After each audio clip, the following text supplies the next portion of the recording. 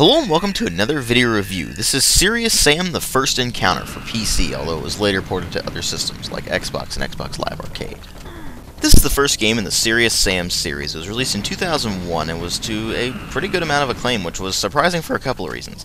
The first being that this was around the era when the very linear, story-driven FPS was starting to really take hold, and this was a classic Twitch shooter, the old school style with tons of enemies and tons of cool weapons and stuff like that. And so it received quite a few awards at the time, and that was really surprising. But it was also surprising because it was developed by Crow Team. They're a Croatian development house. And before that, we were just like, Croatia? Video games? What? So Crow Team basically proved to the world that, hey, Croatia is a place on the map as far as gaming goes. At least with their one development house, anyway. And it was kind of interesting, because this thing has had quite a history to it since it was released. It was first released under Gathering of Developers, and then it was re-released later on for, of course, Xbox. That was a very modified version. It was just called Serious Sam, I believe. And it was also released later on Xbox Live Arcade, and with an HD remake. And that was the really interesting thing about it. It actually managed to get an HD remake that literally just updated the engine to the new Serious Sam 3 engine and kept the gameplay the same. They didn't change anything about it, and to be honest with you, that HD remake is a really, really well done remake. So if you're looking at the graphics here and going, "Ooh, that doesn't look all that great," then you can certainly check out the HD remake and find that it's the same gameplay, but with much better graphics. So what is it about this game that really made it so popular at the time? What was it? Just the fact that it was an old school FPS in an era where they were starting to really start to get away from that, or what? Well, as far as the presentation goes, even though it certainly doesn't look good by today's standards if you're playing the original version, for the time it was pretty mind-boggling. And even today it's still very impressive for one simple fact. The environments in this game are massive. We are talking absolutely gigantic levels, and tons of enemies coming at you all at once. So, not only do you have these absolutely huge environments that are actually pretty well detailed, especially for the time, with surprisingly high-res textures and such like that, but you're talking about tens, hundreds even, of enemies coming at you all at once. And the engine still handles it very well, and doesn't really have any performance drops. Mind-boggling, even today. That's one thing Crow Team has done extremely well in their engines that have powered the Serious Sam games. They have managed to make these environments that are huge, but also handle the enemy variety and tons of enemies coming at you all at once very, very well, and it still manages to look good. So, on top of that, you have a very bright, colorful game that has just so much contrast to what you're used to these days, where it's all brown and gray and realistic. And so, right off the bat, you can tell that this is certainly not your modern style of FPS. You don't even have to go past the cover to know that. I mean, the cover has a guy sitting there holding a minigun in one hand, a shotgun in another, and tons of enemies running at him all at once. It's ridiculous. So the graphics and all that really do handle that idea very well, and if you go for the HD remake, it updates all those graphics to Serious Sam 3 level. So you get all the advantages of that with really none of the disadvantages that Serious Sam 3 or 2 had. So that's an interesting thing. As far as the sound design goes, you have kind of a mixed bag. On the one hand, the music is suitably fast and frenetic, and it fits the game actually really well, because it takes place in ancient times, particularly in ancient Egypt. And so you have these musics that sound pretty appropriate for an ancient Egyptian setting, but are still fast and frenetic and fit the game's pacing really well. So they've done a really good job with that. On top of that, you have surprisingly solid voice acting from your protagonist. And that's not really saying a lot, because he's mostly just spouting witty one-liners, and some of them are rather cheesy and references to classic action movies or just other things as well. And so it lends a nice tone of silliness to the game, and it doesn't really suffer at all from the fact that his voice is really the only one you're hearing. So you combine that with sound effects that are somewhere between really well done and eh. And the eh comes from a few of the explosions. They don't sound particularly beefy or concussive, but the guns themselves do. So it's this kind of odd situation where your guns certainly sound beefy and powerful, whereas the rockets and stuff like that don't. So it's a weird situation, but it doesn't really bother you at all. But what really matter are the story and the gameplay, although the story takes a huge backseat in this thing. It's an old school FPS. They don't really care about the storyline.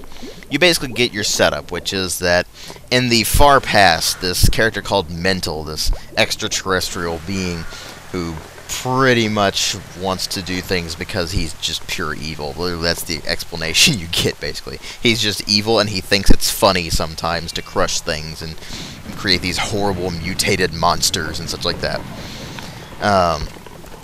But suffice to say, Mental basically had this huge conflict with Earth way back in Earth's history with this race called the Syrians. They were an alien race. And so in the future, the 22nd century, Mental invades the Earth again. And what ends up happening is that humanity's pretty much getting its ass handed to it.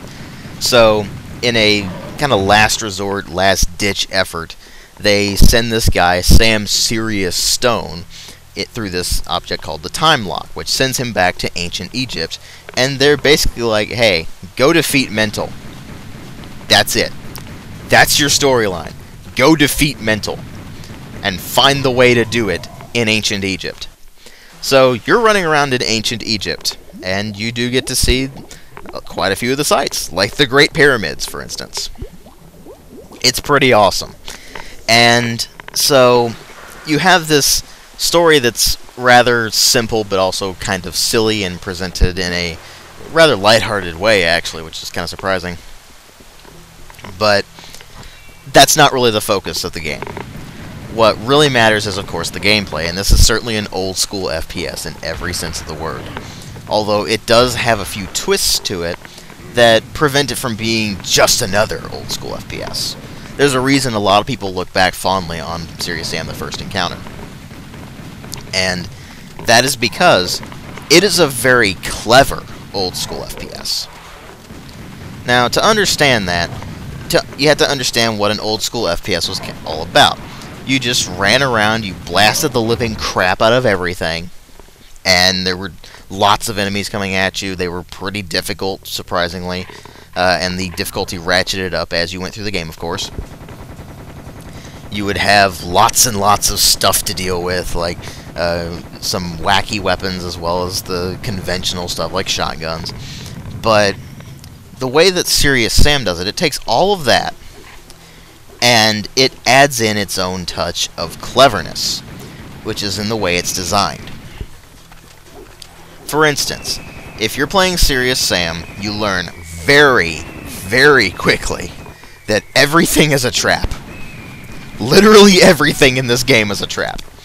And so you have to really do a lot of risk judgment as you're going through this game, and you look at an item and you say, ooh, that's a really good item, I want that item. But is it worth it? Because I know it's trapped.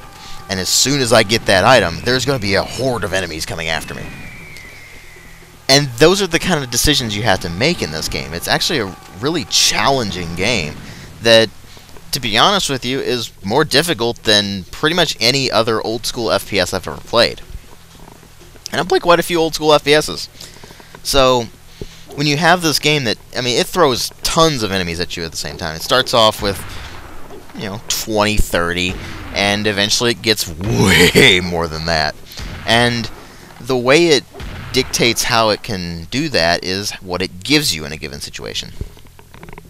For instance, if it gives you, say, a minigun, it's like, oh, you can handle large groups of enemies now. Have fun!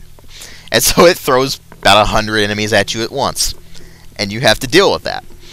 And so, on top of this clever trap design kind of thing, and of course there are secret areas as well that you can find, and find goodies in those. But on top of that design, you have gameplay that's never really unfair, but is always challenging. And while you're never going to really run out of ammo at all points, there are quite a few instances where you're going to have some ammo scarcity problems. So there's a lot more to this thing than just being a simple, dumb FPS, even though it does have that as well. It is pretty mindless action in most cases, but at the same time, you can't help but feel like it's just constantly challenging you, and you have to really pay attention to what you're doing. Otherwise, you're going to get your ass handed to you. And we're talking enemies start out with just guys that shoot things at you, and they're nothing particularly dangerous, guys that throw grenades at you, and large beasts that run at you and start punching you in the face, or stuff like that. But then it moves on to other things, like these huge bull-like creatures that just charge at you, and you have to sidestep or jump out of the way and take them out, because if they hit you, they do a ton of damage. Or large mechs that shoot rockets at you, or all sorts of these enemies that it just keeps the game fresh as you're going through the whole thing. You never really feel like the game gets stale, even though it is a surprisingly long game. And so, on top of all that design, you also have this surprisingly interesting co-op mechanic. As in, the game is way more fun in co-op than it is in single player, and it's a lot of fun in the single player. So imagine how fun it is in co-op.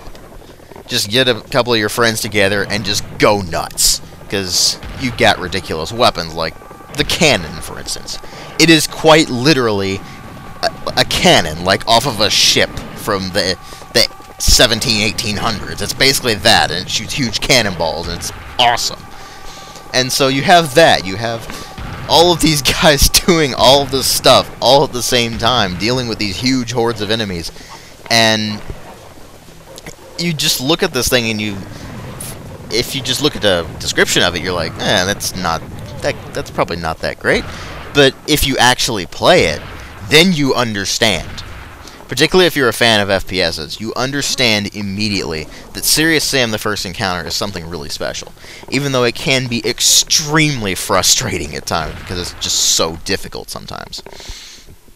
But ultimately, I can do nothing but recommend Serious Sam the First Encounter, particularly if you're a fan of old school FPSs. But if you're an FPS fan at all, you need to play this game. I give it a 4.5 out of 5. Thanks for watching.